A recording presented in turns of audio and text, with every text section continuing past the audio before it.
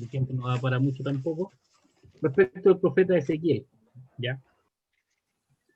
Ustedes ya me conocen, me gusta poner algo, una pequeña introducción, que por lo general siempre los hago de algún libro. Este libro habla del Antiguo Testamento de Samuel J. Schultz, está en la página 274.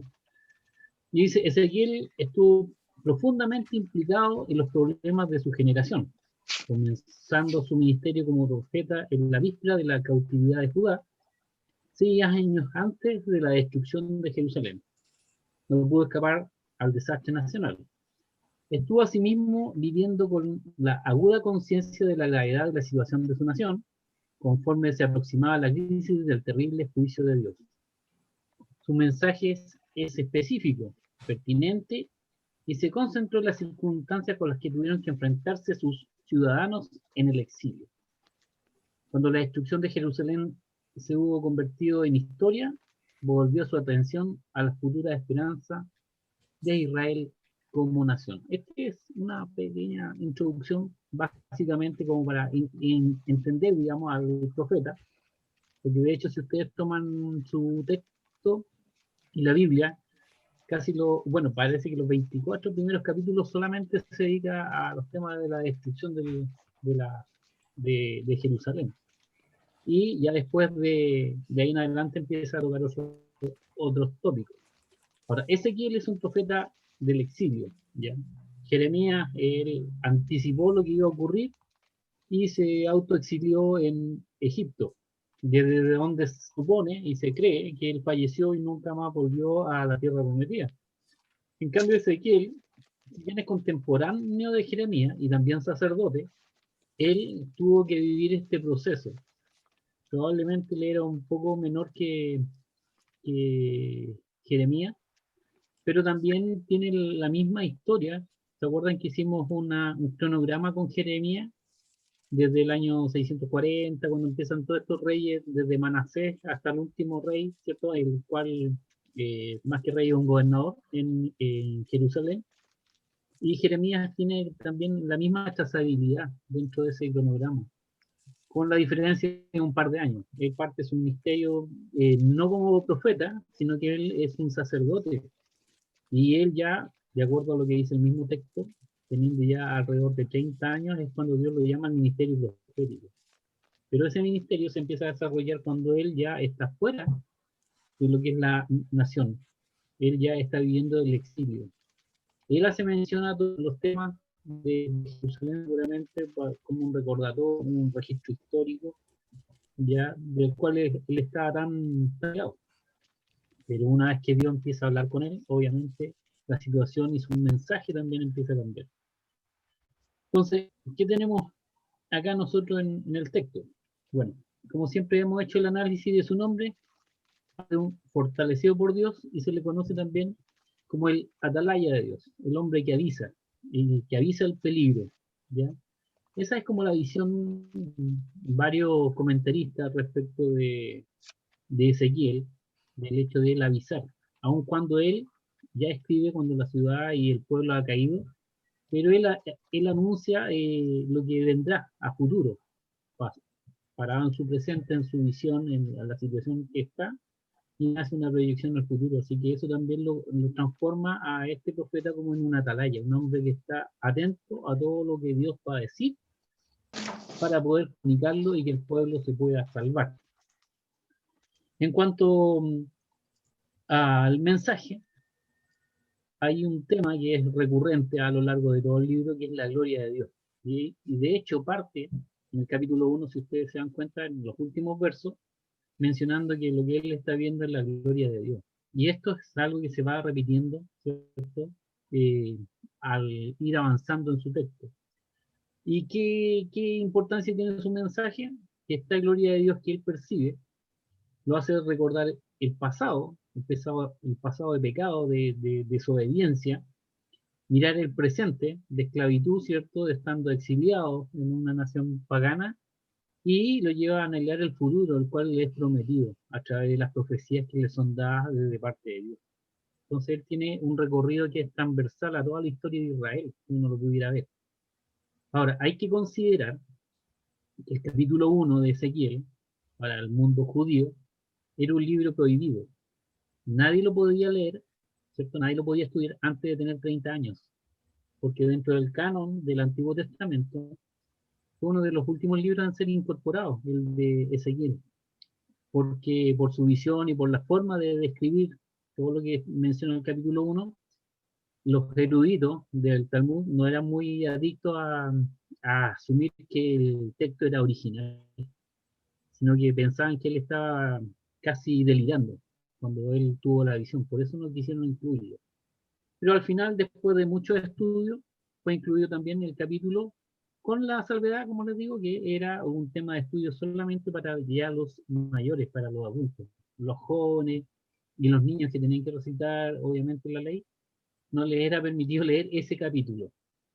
Así era de complicado. Entonces tenemos ya un tema de canon que fue zanjado y que también debe tener su reparo en función de la cultura y de la historia del pueblo de Israel.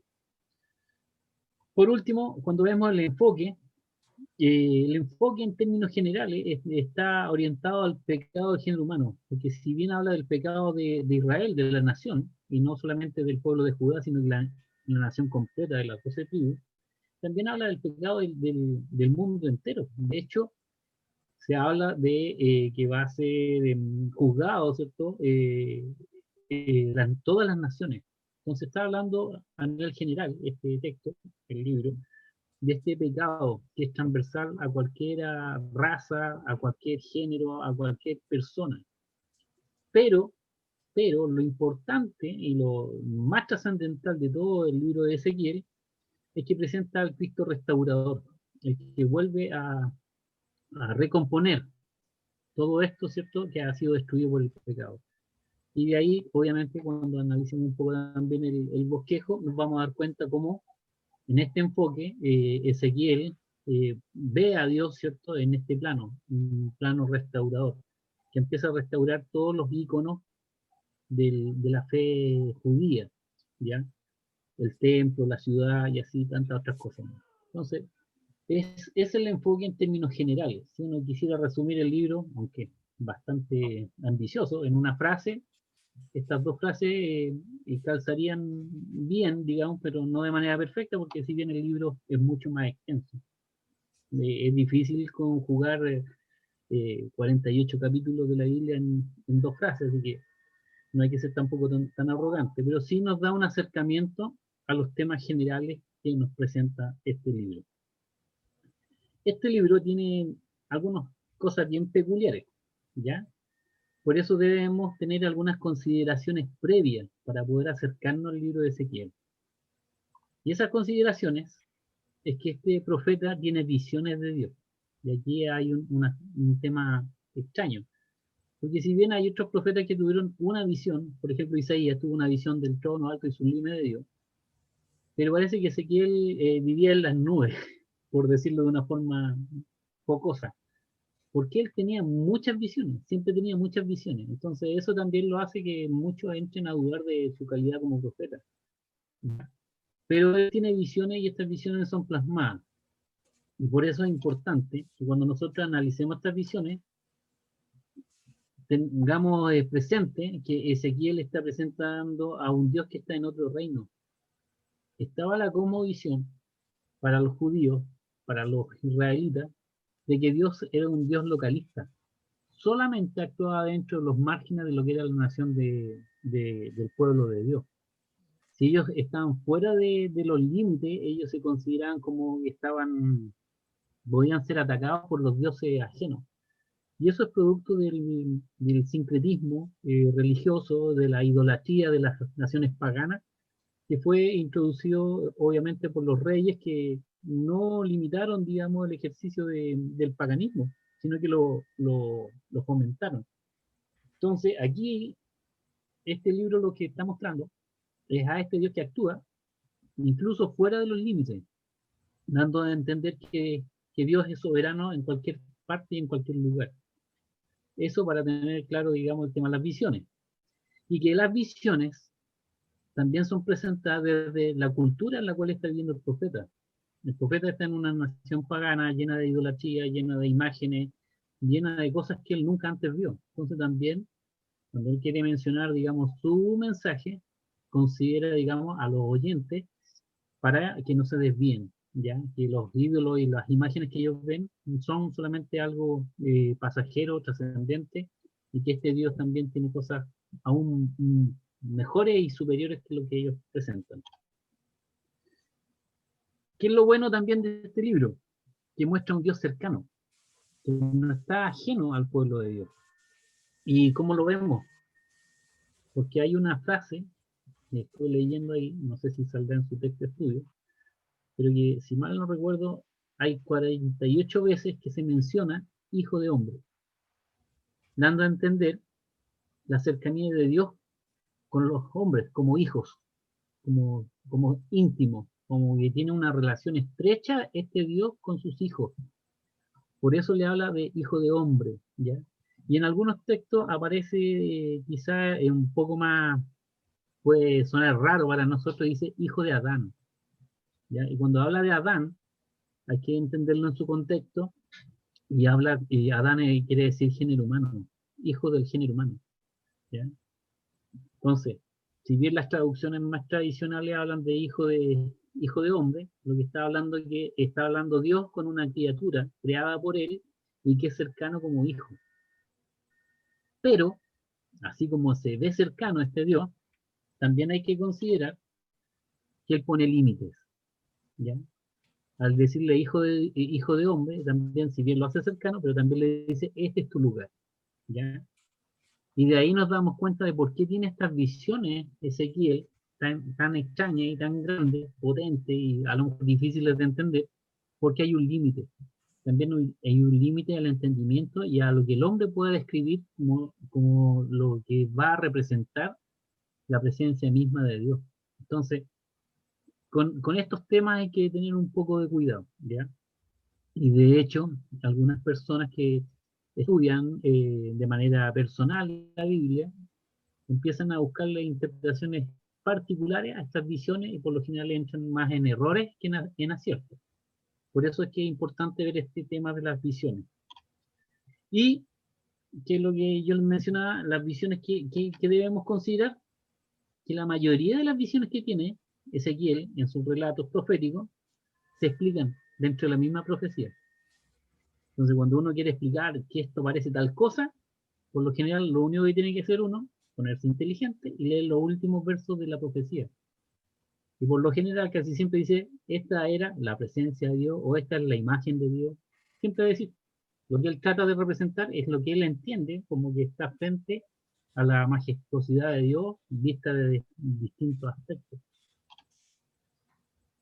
Esto de las visiones, lo que hacen, o lo que transmite, digamos, el profeta, es que lo que está haciendo es revelar la gloria de Dios, de este Dios tan poderoso, que a pesar de que Él es amoroso y todo lo demás, tiene un poder y una forma múltiple de manifestarse y que revela su gloria, su poder, su gracia. Y a pesar de que ellos están en el exilio, Dios se sigue revelando, Dios se sigue mostrando, y que es Él el que va en busca del hombre y no el hombre en busca de Dios, porque es Dios quien se revela, ¿cierto?, a los profetas, en este caso de Ezequiel, para mostrar que hay una voluntad detrás de todos los juicios que se han emitido, y también para mostrar que dentro de todo eso también Él entrega una esperanza al pueblo que Él ha prometido, digamos, un bienestar futuro. Y por último, todas estas visiones lo que buscan es darle fuerza al mensaje, ¿ya? Que tenga poder y fuerza, porque hay que considerar que el pueblo está en otro lugar. Entonces, a lo mejor una profecía dada, no sé, pues, de una manera más sencilla, no hubiese sido aceptada en su momento y en su contexto.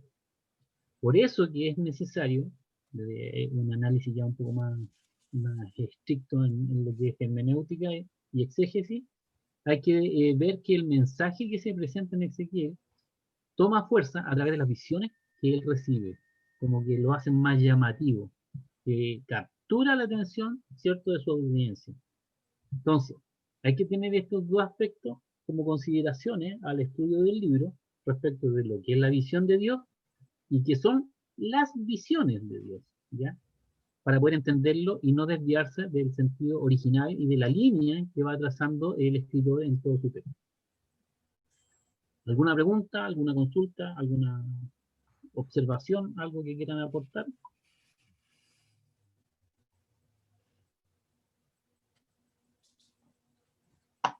Si habían escuchado esto antes, bien. Si no, bien también. No sé si tendrán algo que aportar dentro de lo que estudiaron de su mismo texto de estudio, me imagino. Algo que les llame la atención. Hermano, Hermano Luis, Dios le ¿cómo bendiga. están ustedes? Bendiciones. Muy bueno volver a verlo. Sí, no, que me llamó poderosamente la atención el tema de Daniel, el tema de Ezequiel, que Dios los puso de acuerdo a un mensaje que le quería dar, pero ellos en diferentes áreas, pero todo con un solo objetivo, que ¿Ya? revelar a nuestros ojos lo que Dios quiere para nosotros. Es decir, Dios pone en cada sitio una persona indicada para que nosotros nos abran los ojos acerca de las cosas que Dios tiene para nosotros. Bien. Bien, gracias mi hermano Luis. Bueno, tomándome las palabras que nos dice nuestro hermano Luis, esto lo único que hace resaltar es que Dios siempre tiene el control de todo. Y eso Sí. es lo que habla este libro, que Dios tiene el control de todo, es soberano. A él no se le escapó ningún detalle. Y como dice el hermano Luis, claro, Dios también levantó profetas fuera del territorio, ¿cierto? En el exilio, para también mantener vivo, ¿cierto? El propósito de Dios. No debemos olvidar que el proceso del exilio es un proceso de disciplina, no es un proceso de destrucción, ¿ya? La disciplina de Dios tiene esa característica. Duele, ¿cierto? No es por nadie querida, ¿cierto? Incluso tratamos de hacerle el quite, pero eso no significa que Dios va a perder el control. Dios siempre tiene el control y sus promesas, sus pactos, todo se va a cumplir, tarde o temprano, ¿ya? El tema son los hombres, como bien lo plantea este libro, ¿cierto? Habla del pecado que hay en el género humano. Por eso que hay juicios sobre Jerusalén, y habla de Jerusalén como la nación y el pueblo escogido, y también sobre las otras naciones que han sido usadas por Dios para disciplinar a este pueblo porfiado. Entonces, cabe muy bien la observación que hace el hermano Luis. Muchas gracias, hermano Luis. Muchas gracias por tu aporte. ¿Alguien más quiere opinar algo antes de que avancemos?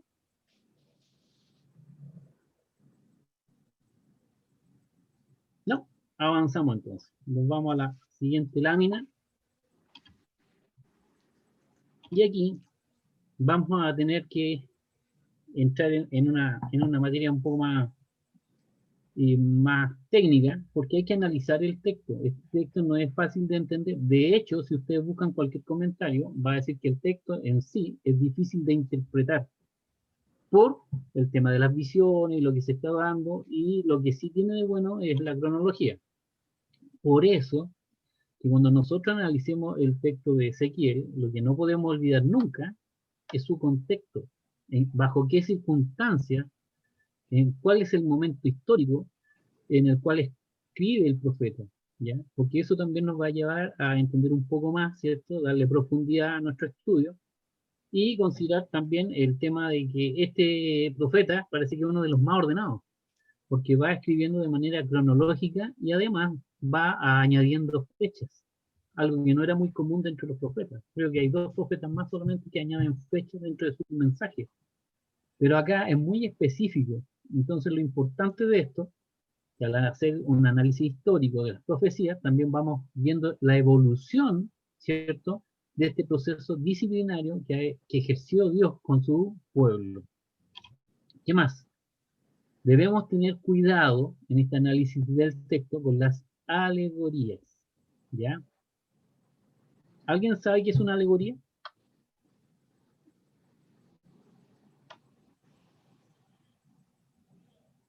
Los hermanos que estuvieron estudiando homilética, ¿eso será una alegoría?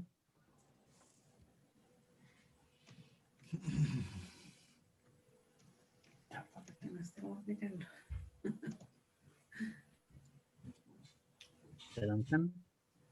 ¿Alguien tiene un ejemplo? Es como darle una interpretación adicional a lo que quiere decir en el momento, algo así. No sé cómo Es explicarlo. algo como una Bien, por ahí metáfora. va.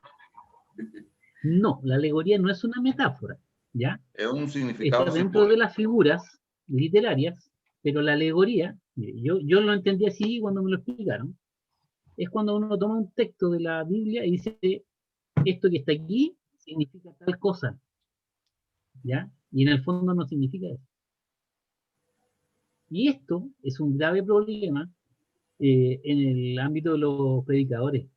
Muchas veces el predicador, ¿cierto?, se inspira tanto que toma un versículo y dice, y la palabra de Dios aquí dice tal cosa, porque esto significa esto otro.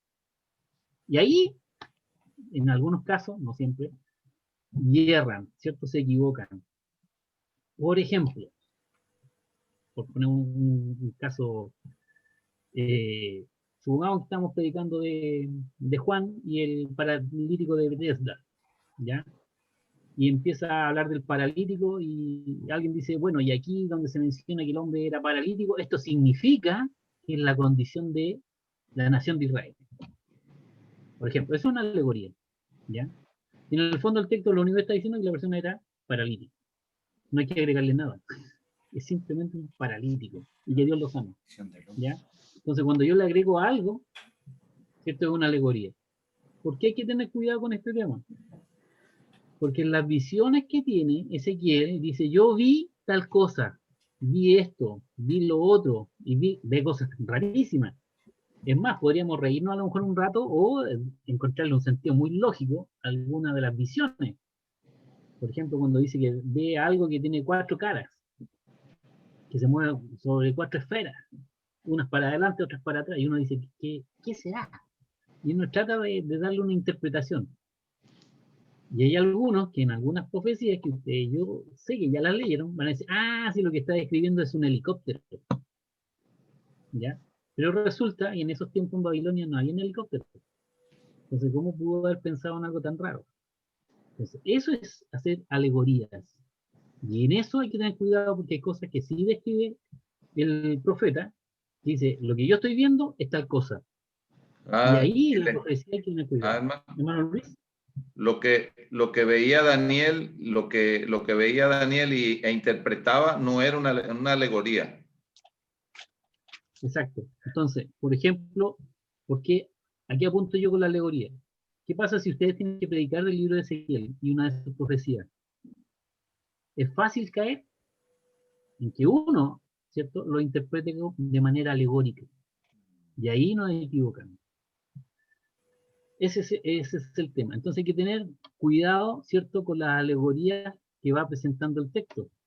Y hay algo más, que este profeta tiene acciones simbólicas, ¿ya? Va haciendo cosas, va tomando elementos para reflejar ciertas cosas que quiere transmitir.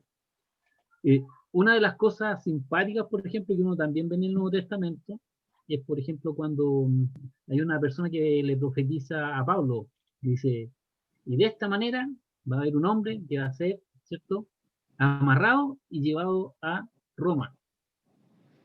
Y Pablo no lo entiende, él dice, sí, pues ese soy yo, y yo sé que voy preso a Roma, pero voy a cumplir mi propósito. Es una acción simbólica, ¿cierto?, para dar a entender algo. Entonces, las acciones simbólicas también lo hace el profesor cuando toman un elemento para dar a entender otra cosa, algo más profundo. Y en eso nosotros debemos tener cuidado en las acciones simbólicas que representa Ezequiel, para no darle una interpretación distinta a la que buscaba, digamos, el profeta. ¿Cómo se hace? Leyendo el texto completo, repasándolo, ¿cierto? Y viendo cuál es el sentido de la profecía que está entregando. Y ahí difícilmente ustedes se van a equivocar. Esos temas hay que tenerlos claros en el análisis del texto de Ezequiel. Deben considerar que es un texto difícil, ¿ya? ¿Por qué? Porque mezcla mucho de estas cosas. Y esto era parte también de la cultura en Babilonia. Las cosas alegóricas, las cosas así medias místicas, medias sobrenaturales. Entonces, por eso que también ocupa este tipo de mensaje Ezequiel, para cautivar a su audiencia, ¿ya? No es para igualarse, sino para conquistar a su pueblo y hacer más fuerte el tema de la profecía en medio de ellos. ¿Alguna observación? ¿Algún comentario? ¿Algo que les llame la atención respecto de este pequeño análisis del texto? ¿No? Avanzo. Ahora, cuando nosotros estudiamos el texto, también hay una porción que tiene una mirada escatológica. Y ahí es donde este libro ya empieza a tener un peso mayor, porque es, en teoría, junto con Daniel, son los primeros libros que hacen una mirada hacia el futuro, ¿ya? Una mirada a los tiempos finales. Entonces, aquí se presentan algunos elementos que al interpretarlo podemos encontrar una mirada cierta escatológica, porque lo que quiere presentar Jeremías es algo que va más allá de lo que realmente representa en ese momento, ¿ya? Por ejemplo, él habla del verdadero pastor. ¿A qué le suena a ustedes cuando uno habla del verdadero pastor? A Cristo. A Cristo, ya. ¿Y por qué a Cristo, hermano Jaime? Porque yo soy el buen pastor. Bien. El buen pastor. Porque en la misma escritura. Las ovejas. Muy bien. ¿Ustedes saben que el libro de Ezequiel es uno de los libros más citados en el Apocalipsis?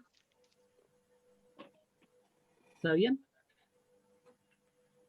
Sí, la profecía del Mesías, ¿no? Juan menciona mucho a Ezequiel y también a Daniel.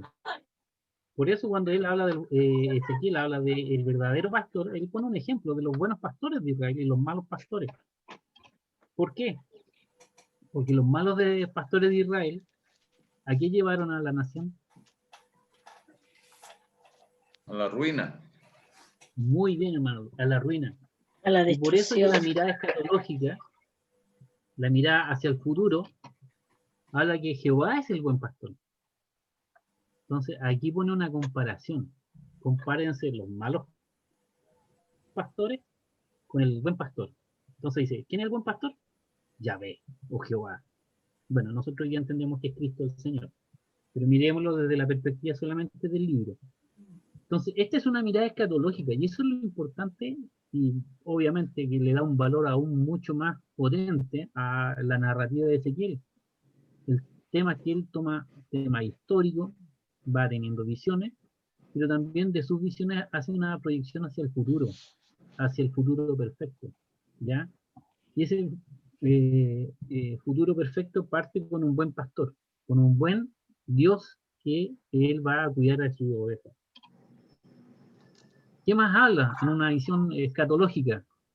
Nuevo corazón y nuevo espíritu, ¿ya? ¿Cómo estaba el corazón de Israel en los tiempos de Ezequiel? ¿Cómo estaba el ánimo nacional? Lejos de Dios. Lejos de Dios. ¿Era el mejor? ¿Era el peor? Tan ¿Tan triste, tranquilo? animado. Está mal. ¿Hermana Marcelina? Estaban mal. Estaban mal, ¿cierto? Estaban destrozados. Ya. Considerando que eran esclavos. Mm. Entonces, ¿el corazón de ellos cómo estaba? En esclavitud. Mal. Sentido. ¿Y el espíritu de ellos cómo estaba? Estaban Triste. tristes, derrotados. Lejos de Dios. Muy bien, lejos de Dios. Ujú. Pregunta. ¿Cuál es la diferencia entre corazón y la diferencia entre espíritu? Pensamiento y sentimiento. ¿Alguien habló? ¿Alguien hizo una observación? ¿Marco? Sí. Corazón hablamos de pensamiento y espíritu de sentimiento.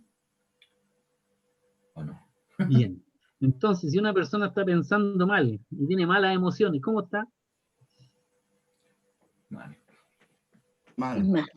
Mal. Alguien puede estar desanimado, pero puede seguir pensando bien. ¿Sí o no? Sí.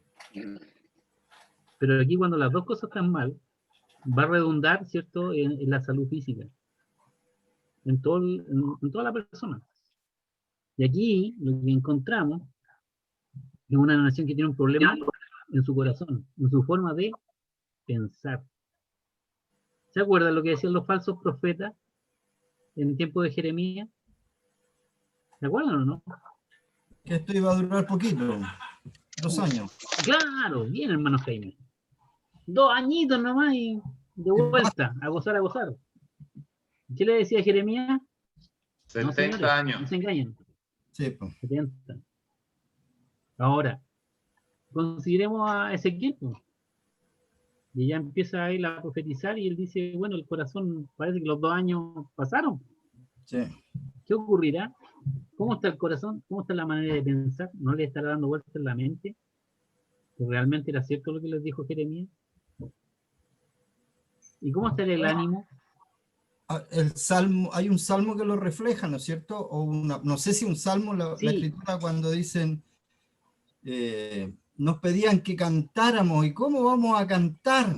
Tenemos nuestros instrumentos colgados y no podemos, estamos lejos de Jerusalén y del lugar de la adoración, no podemos.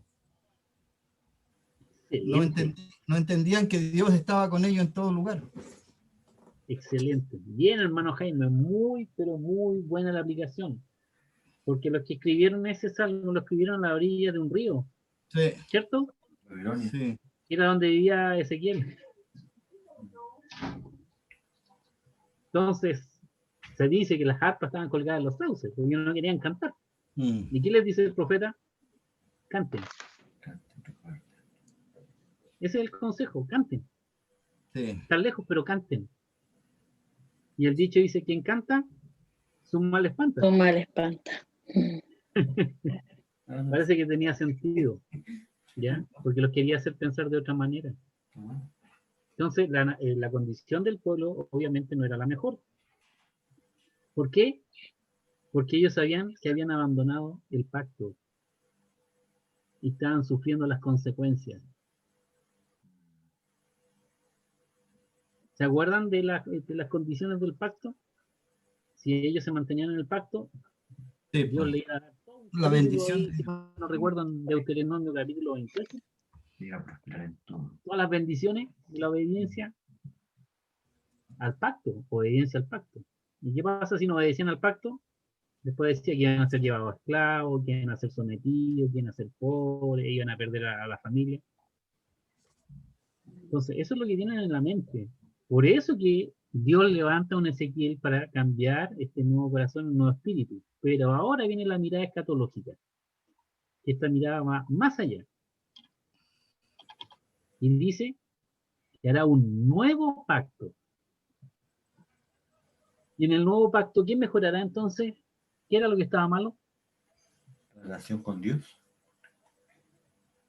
La relación con Dios. Entonces tendrán un nuevo corazón. Un nuevo Un corazón. nuevo. Pondré mis palabras en un corazón nuevo. Eso está hablando. Pero ese nuevo pacto, cuando nosotros lo miramos hoy día, vamos a decir que Ezequiel lo que está mirando no es solamente la restauración y volver al terruño. Está hablando del pacto renovado, el pacto con Cristo. Quizá hay algunos que lo mencionan y dicen que probablemente la institución de la cena del Señor, el nuevo pacto, ¿cierto? A través de la sangre de Cristo, ¿cierto? Cuando Él lo celebra el Cordero Pascual, ¿cierto? Parte el pan, ¿cierto? Y comparte. Dice, aquí hay un nuevo pacto. Y de ese pacto está hablando, un pacto eterno. ¿Ya? Lo bueno de estos pactos, que el pacto lo hace Dios con los hombres, no los hombres con Dios. O sea, Él compromete su palabra, ¿cierto?, en cumplir. Y eso es lo que está mirando Ezequiel, que hay un nuevo pacto. Y un nuevo pacto porque el anterior se rompió. Y si se rompió, Afecta al corazón, o sea, la mente, y afecta al espíritu. ¿Por qué? Porque viven sin esperanza. Pero al tener un nuevo pacto, y aquí está la mirada al futuro, hay esperanza. Eso es lo que estaba mencionando Ezequiel, pues. Entonces, todas esas visiones raras y alegorías y cosas que menciona, apunta a esto, a lo nuevo, a lo mejor, a lo excelente. Esto es una mirada escatológica, ¿ya? En tercer lugar, ¿te acuerdan del Valle de los Huesos Secos? ¿Alguna vez lo han escuchado, no? Sí. Sí, ¿Cuántas veces? ¿Sabes? muy pocas veces sí, ¿ah? Para ser sincero, creo que he escuchado un puro mensaje acerca de este tema. Ya. Pero por lo general uno siempre lo lee. Y Sí, es llamativo, ¿cierto? sí. ¿Y quién nos va a narrar el tema del Valle de los Huesos Secos? ¿Alguien se quiere arriesgar?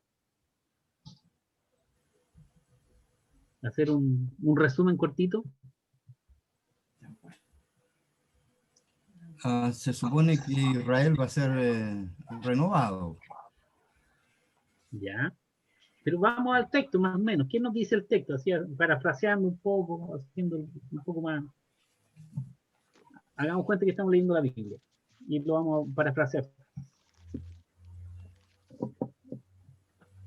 ¿Revivirán estos huesos? Parece que es una parte, ya no me acuerdo. La primera pregunta, ¿cierto? Sí.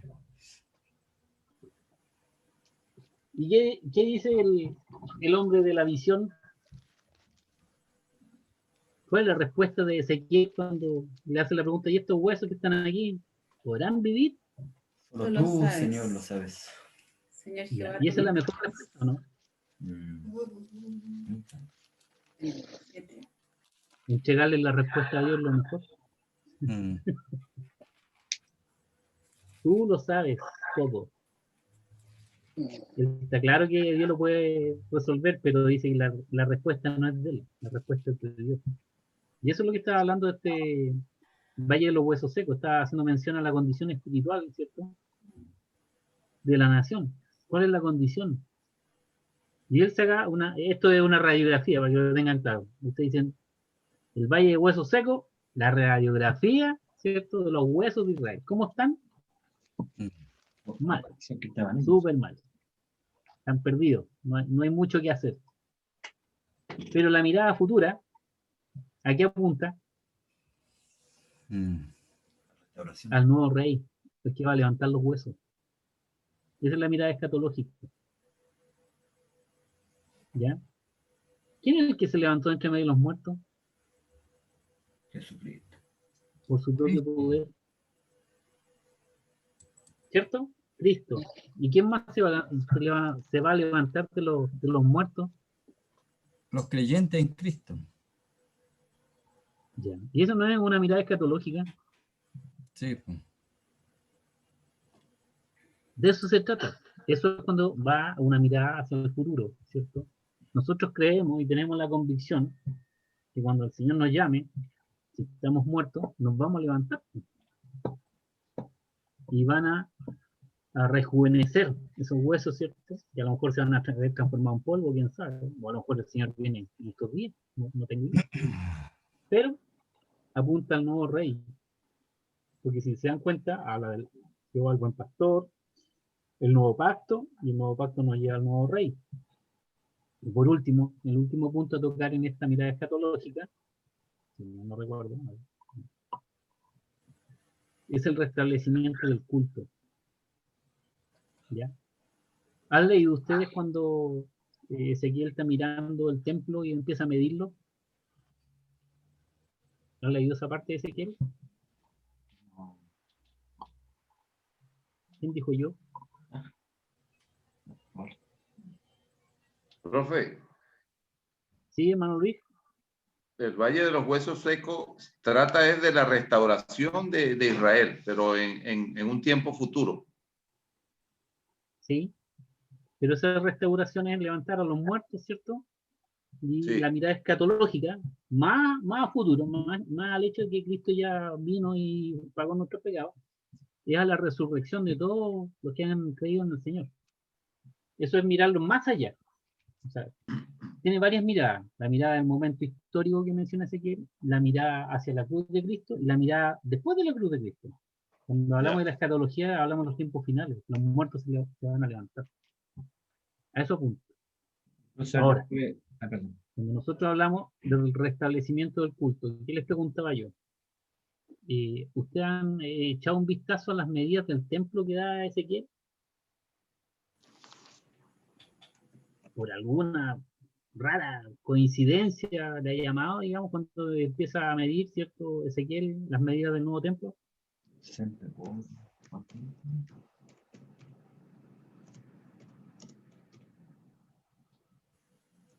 Si quieren decir algo, digan lo que quieran, yo no tengo problema, si estamos aquí para aprender, ¿cierto? Y si nos equivocamos, vamos a corregir, no hay problema. ¿A nadie se le ocurrió mirar por qué mide el templo y da unas medias raras?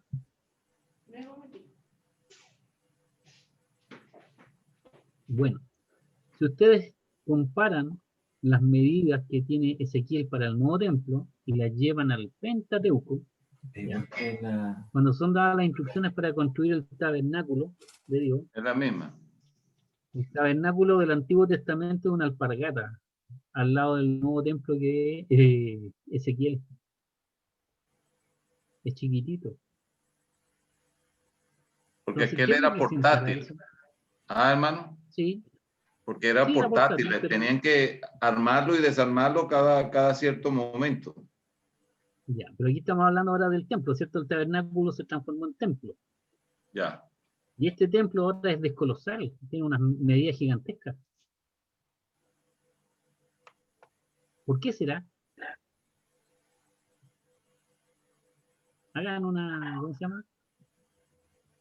¿Alguna aproximación?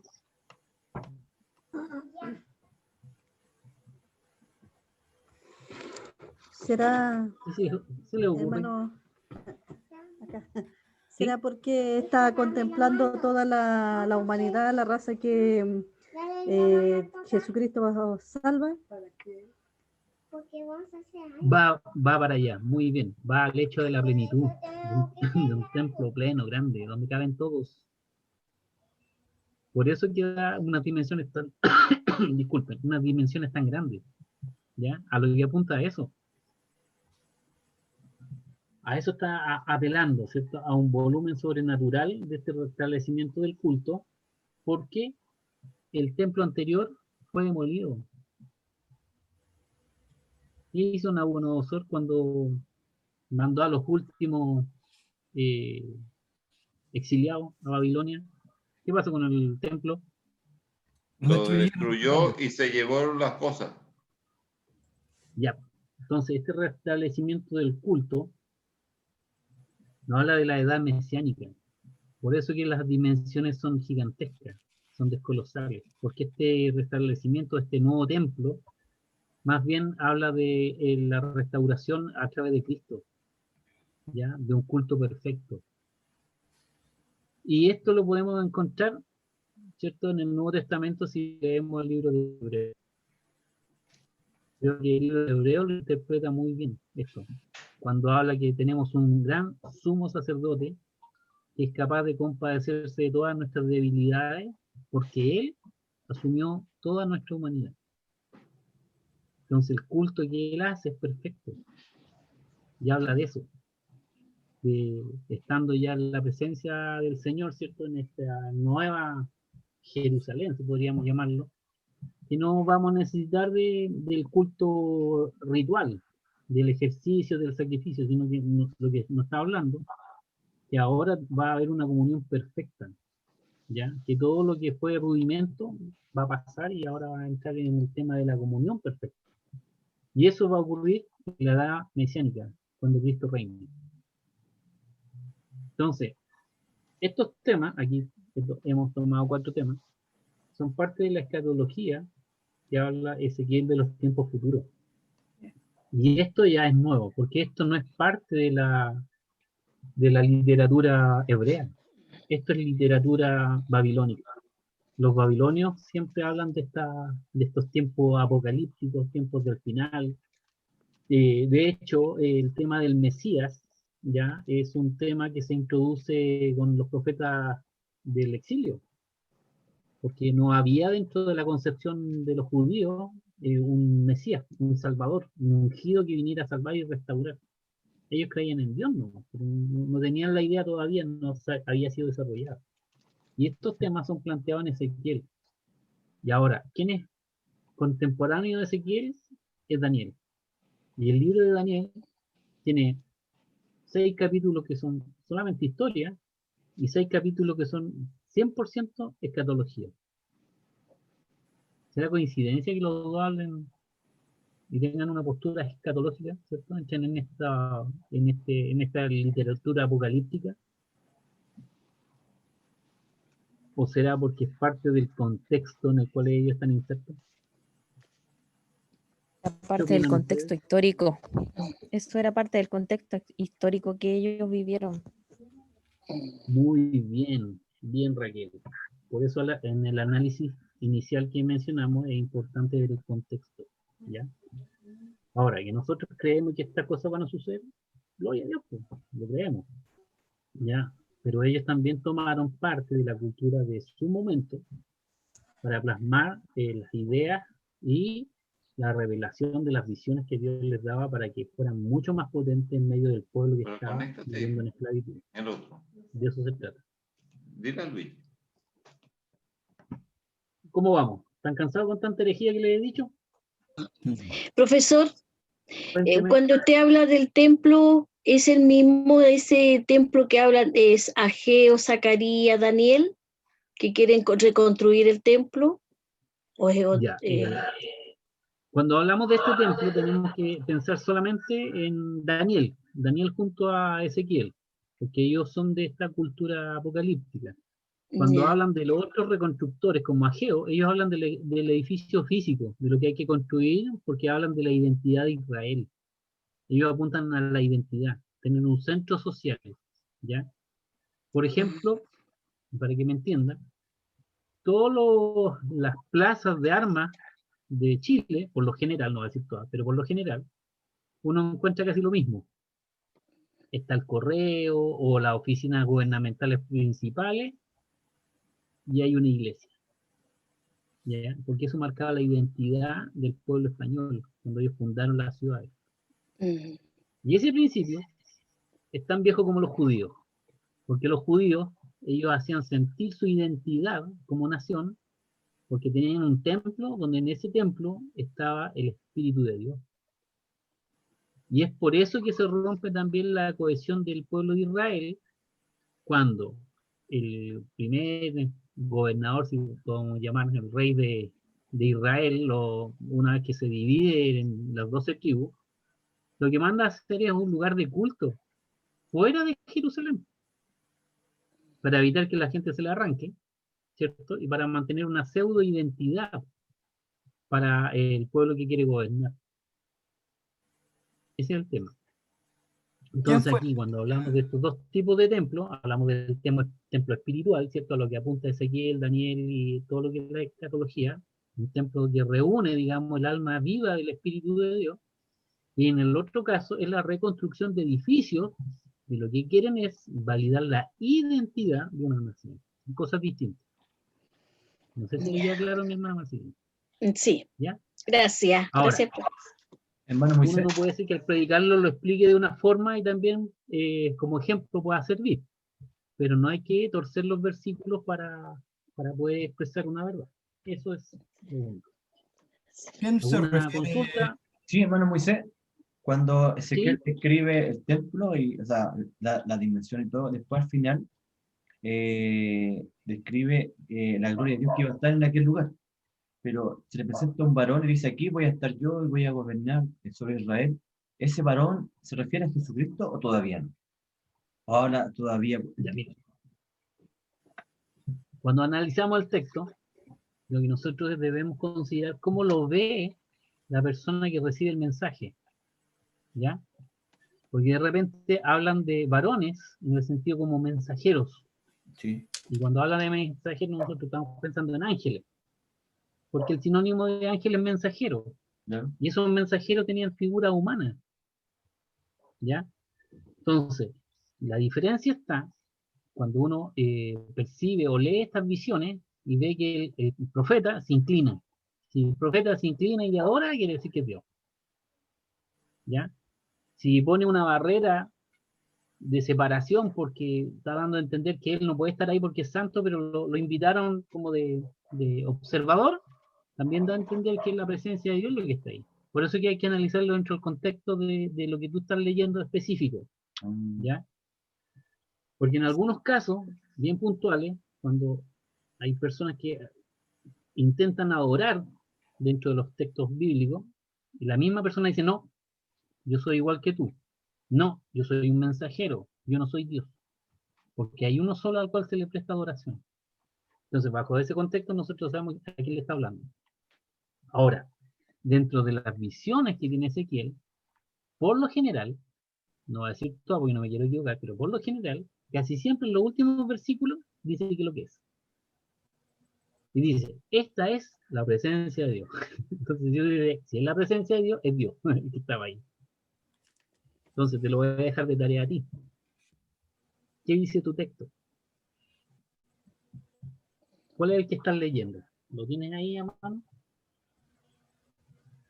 Sí, era Ezequiel 43. Pero es Dios porque dice 43, 6. Ezequiel 43. Este es casi Versículo 6 en adelante, ahí ya empieza a hablar con alguien. 43, 6. 6.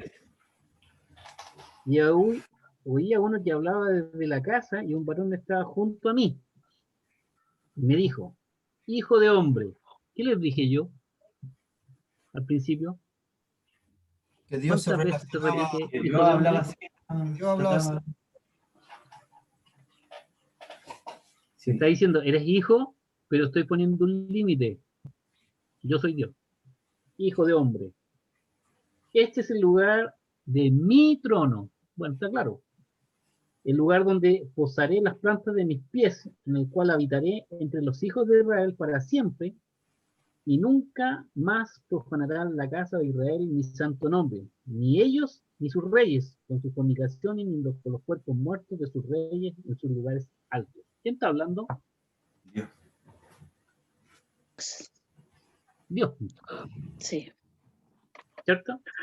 ¿Se acuerdan que yo les dije que cada vez que tenía una visión o que querían llegar un mensaje, Ezequiel repite esta frase que es típica de él, hijo de hombre. Está mostrando a Dios arriba y al hombre abajo, pero le dice hijo y lo hace, le entrega intimidad, pueden conversar, pero le dice yo estoy arriba. Él marca, digamos, el nivel de autoridad. Entonces, cuando tú te enfrentes a cualquier texto de Ezequiel, cuando diga hijo de hombre, tú vas a saber que es Dios el que le está hablando. Claro, Por lo general, puede que en algún texto a lo mejor diga otra cosa, pero aquí lo que está diciendo es eso. Y habla de mi trono más encima. Dentro del mismo texto está la respuesta, ¿cierto? sí. No es que al principio, como decía, que había alguien que estaba y un varón estaba al lado mío, entonces como hablaba de dos personas, pero a la vez era la misma. Entonces por eso decía, a lo mejor está hablando de la deidad en este caso, pero claro, el mismo Dios. Sí, por eso cuando uno estudia Ezequiel tiene que hacerlo con cuidado, ¿ya? No es llegar y leerlo así de corrido. Ahora, uno debe considerar también, y esto es para todos los libros de la Biblia, que yo puedo estar leyendo un versículo, y cuando paso al siguiente versículo uno cree que es inmediato, y hay versículos que se saltan, ¿cierto? Uno dice son dos frases, pero entre esas dos frases han pasado 10 años. Sí, claro. Entonces ahí también es importante determinar cuánto tiempo ha pasado entre una frase y otra, ¿ya? Porque ahí se van marcando, digamos, el tiempo. Por ejemplo, cuando uno, si se lee de corrido el libro de Génesis, ya toda la historia de Abraham, pareciera que la historia de Abraham es cortita, pero hay versículos que de un verso, cuando salta la otra idea, han pasado un par de años. La historia dice que son muchos el periodo que ha ocurrido entre una frase y otra, entonces eso también hay que considerar. ¿Ya? Son todos temas que uno hace, digamos, cuando estudia y hace hermenéutica y exégesis. Eso. ¿Preguntas, dudas, consultas? O nos tiramos al tiro con la línea y cerramos. Cuando uno de los profetas, que no me acuerdo quién es, y habla la gloria de este templo, será mayor que la primera. ¿A qué se estará Ya. refiriendo? No me acuerdo quién fue el profeta que dijo eso, no sé si Ageo, Bueno, no, Ageo. son los ancianos que vuelven de Jerusalén, ¿cierto? Y le dicen al constructor, oye, este es un templito, esto no es ni la sombra de lo que fue el templo de Salomón. Y la voz profética dice, bueno, el futuro templo, ¿ya? No va a ser como ustedes creen, va a ser colosal, distinto, ¿ya? Y eso para entender, digamos, el sentido al cual apunta, digamos, ese texto, si mal no recuerdo, es Ageo, que está dando a entender que el nuevo templo no es una cosa, una construcción física solamente, sino que es un templo que va a llenar el corazón de los hombres. Por eso es que cuando se habla de templo, por ejemplo en Ezequiel, está hablando, ¿cierto?, hacia el futuro, y en otro está hablando de la edificación, que se va a transformar en el ícono para la sociedad. Por eso que los ancianos lloraban por un templo tan raquítico, tan chiquitito, ¿cierto?, que se construyó poco menos que con las obras, con lo que había. Entonces, compararlo con la grandeza del templo de Salomón, obviamente no se veía ridículo. Entonces, el ícono de ahí es dar identidad, siéntanse identificados. ¿Preguntas, dudas, consultas? Porque yo he escuchado que la gloria ¿Vamos del... bien hasta aquí? No, lo que yo decía que Hermano Jaime. cuando hablan de la gloria de este nuevo templo será mayor que la primera, hay algunos predicadores que usan la idea de que el nuevo templo es cuando el Señor dice, yo no habitaré más en templo hecho de mano de hombre, sino que habitaré en el corazón del hombre. Por lo tanto, cuando Ya. hablan del nuevo templo, están diciendo que la gloria postrera será mayor que la primera, porque la gloria postrera es Padre, Hijo y Espíritu Santo en el corazón del hombre. Ya. Bueno. Ahí nos metimos en teología 3. Estamos hablando, no, en teología 2, lo que la Trinidad, ¿cierto? Entonces, por eso es importante para un predicador ocupar bien los conceptos. ¿Ya? Cuando nosotros hablamos y damos una interpretación a un texto, por ejemplo, que dice que la gloria del templo, del futuro templo será mejor, está hablando de la presencia de Dios. Porque lo que realmente le da gloria al templo no eran los adornos, sino que era la presencia de Dios mismo. Y, por ende, después de la destrucción del último templo, ¿cierto?, por Tito, en el 70 después de Cristo, uno dice, bueno, ¿y dónde está la gloria de Dios? ¿Por qué los judíos quieren volver a construirlo? Porque ellos se quedaron pegados en una gloria futura de un templo, ¿ya? Y lo que Dios está hablando, yo iba a construir un templo espiritual, ¿ya? Por algo, aquí está la construcción del corazón, ¿cierto?, y el espíritu. Así se construyen los templos, con corazón y espíritu. Con una mente reformada, ¿cierto?, y con un nuevo espíritu. Entonces, cuando un predicador habla de eso, tiene que también dar a entender a qué está apuntando. O sea, cuando Jesús se encuentra con la samaritana, y la samaritana le dice, bueno, ¿en cuál monte vamos a adorar?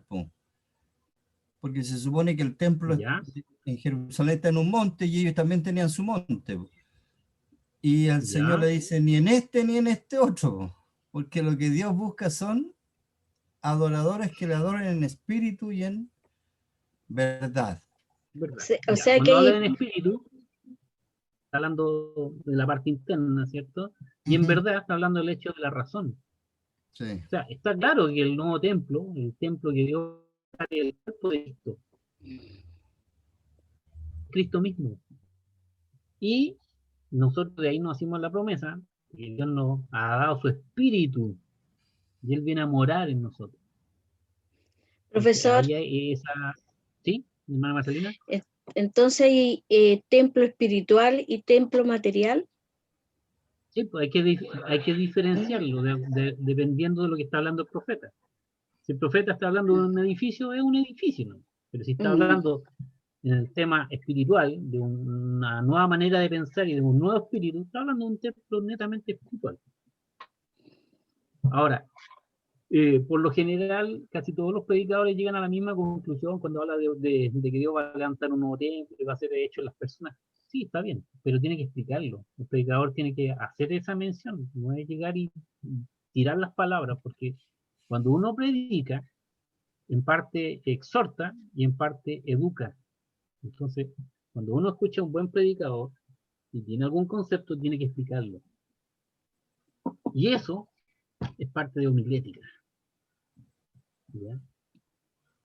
Los quiero asustar mientras tanto. Lo único que quiero asustarlos para las próximas clases. Entonces, son conceptos. Entonces, cuando uno maneja un concepto, difícilmente va a errar. Y tiene un 95% de certeza en lo que va a conseguir. ¿Ya? Ahora, como bien decíamos, hay que separarlo en el contexto de lo que estamos estudiando, cuando se habla en un tema escatológico respecto al templo, ¿cierto? Y cuando se habla en un tema netamente físico, que es con la construcción de un edificio, así básicamente. Entonces eso nosotros debemos considerarlo cuando hacemos un estudio. Por eso que el restablecimiento del culto en el libro de Ezequiel apunta a una edad mesiánica, ¿ya? A que Cristo está en el corazón del hombre. Y ahí los ritos no sirven de nada. Eso es lo que se espera, ¿cierto? Cuando Cristo está en el corazón del hombre, los ritos no sirven de nada. Hay ritos que nosotros desarrollamos porque no apelamos al rito, apelamos a la esencia del rito. Por ejemplo, ¿por qué celebramos la Santa Cena? Es un mandato. ¿Por qué? Es un mandato. ¿Un sacramento? ¿Mandato? Ya es un mandato, ¿ya? Pero ¿un mandato para quiénes? Para todos nosotros, para los seguidores de Cristo. Justamente, para los que han aceptado la soberanía de Cristo en su corazón. Entonces, deja ese rito. Y uno lo hace con disposición, con un corazón alegre, recordando lo que simboliza toda la esencia que hay en el proceso, ¿cierto?, de la cena de pan y vino. Uy, me salió medio católico. Pero es eso, nosotros apelamos a eso. Y es por eso también que hay muchas personas, y hay evidencia, que celebrando la cena del Señor, la cena del pan y vino que se denomina, han recibido sanidad, han recibido visiones, muchas cosas pueden haber ocurrido, pero porque no apelan al simbolismo, o sea, no apelan al rito, apelan a la esencia misma. Por eso que para ese tipo de rito se necesita un corazón nuevo y un espíritu nuevo. Y a eso apunta Ezequiel. Está dando las primeras luces de para dónde va, ¿cierto?, el rito de la religión de la nación de Israel. Para allá apunta. A mí me gusta cómo lo explica el apóstol Pablo en el Nuevo Testamento, en Romanos 12, 1 y 2 parece que dice, transformados por medio de la renovación de vuestro entendimiento, para que comprobéis cuál es la buena voluntad, agradable y perfecta de Dios. Es un culto racional. Es un verdadero culto. Una vida espiritual. Cambiar nuestra manera de pensar. ¿Cómo lo hacemos? Imitando a Cristo. Imitando su manera de pensar. Y Ezequiel nos está empujando para allá, para que cambiemos nuestra manera de pensar. Y para que construyamos, ¿cierto?, un culto verdadero. ¿Estamos hasta aquí? ¿Estamos bien? Sí, a mí me gusta mucho David en el Salmo 51, que siempre lo cantamos. ¿Ya? Como que él se proyecta cuando reconoce todo su pecado y reconoce toda su falta. Y él dice, por favor, pon dentro de mí un corazón nuevo y un espíritu noble me sustente. Entonces, esas frases me conmueven porque se proyecta a la idea de un corazón. Sacaré vuestro corazón de piedra y pondré un corazón de carne y mi espíritu estará dentro de ustedes. Entonces, ya hay una proyección ahí extraordinaria. Obvio. Tremendo salmo al 51, ¿cierto? Sí. Pregunta, me voy a salir un poco del tema. ¿Por qué David era conforme al corazón de Dios? Si era más malo que el natre.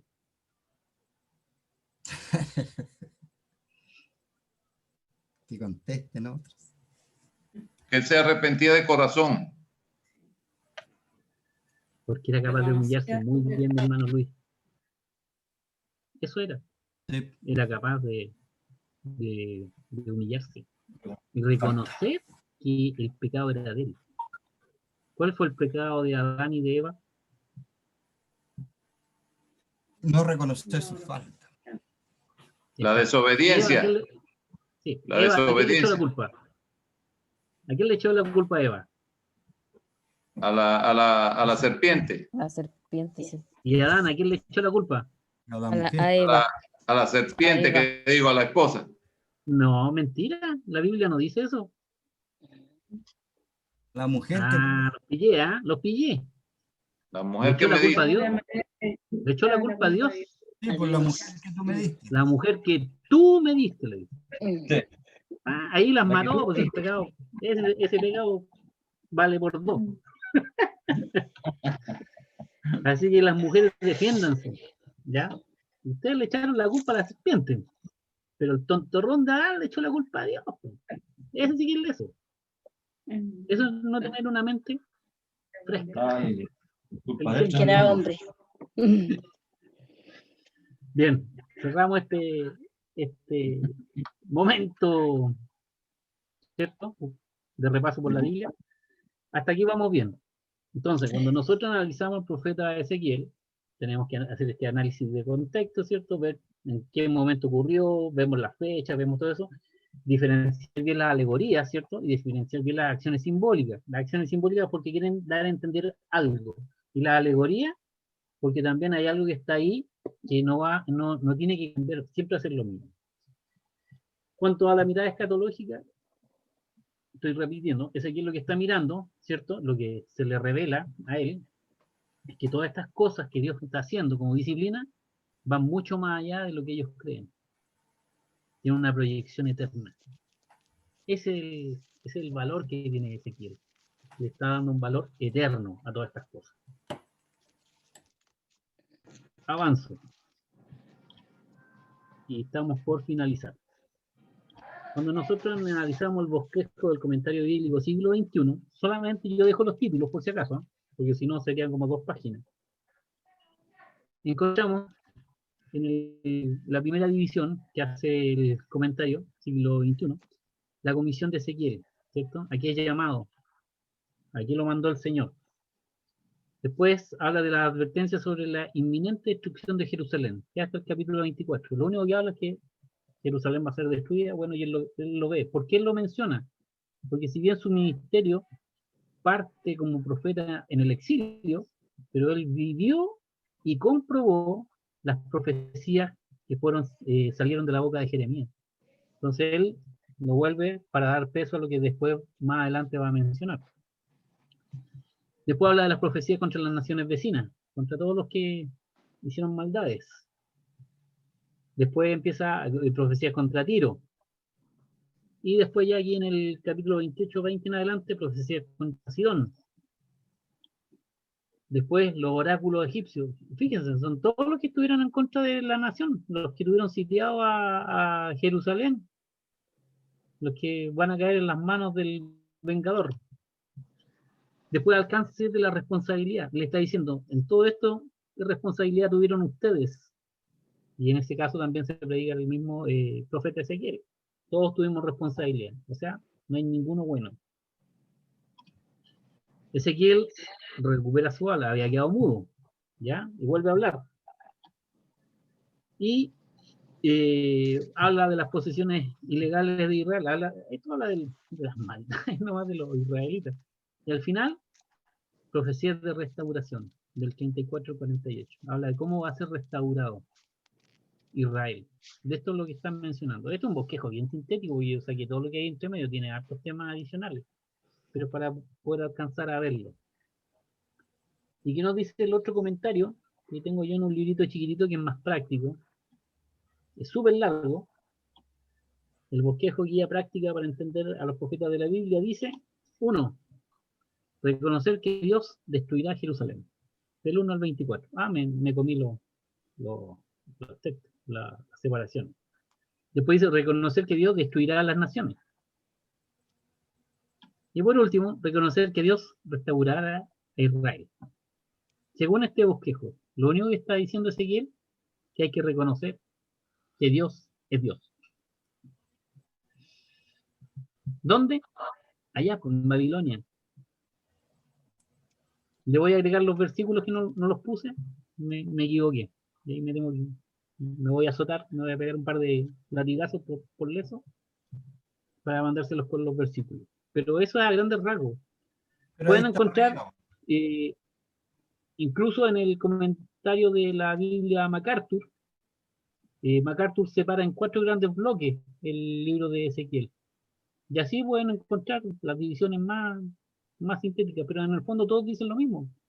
Unos más sintéticos, otros más amplios. Pero eso es el libro de Ezequiel. Ahora, pregunta. ¿Habríamos alcanzado a ver Daniel?